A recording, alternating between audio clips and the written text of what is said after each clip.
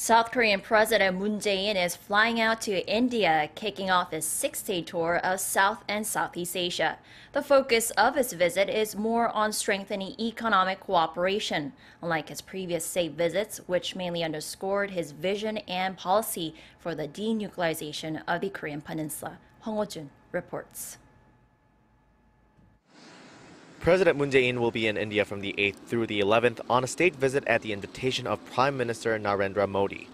He and the Prime Minister will hold a bilateral summit to evaluate the 45-year-old relationship between South Korea and India, which is now the world's fastest-growing major economy. Their meeting will also serve to strengthen the two countries' special strategic partnership, and it will cover ways to expand their future-oriented relationship. At the start of his visit, President Moon will also meet with the Indian head of state, President Ram Nath Kovind. The schedule also includes a South Korea-India business forum, a roundtable for CEOs, and the signing of several MOUs covering a wide range of industries. In the latter half of President Moon's six-day tour of South and Southeast Asia, he will head to Korea's second biggest trading partner in ASEAN, Singapore. There, he'll meet with both the Singaporean President Halima Yacob and Prime Minister Lee Hsien Loong.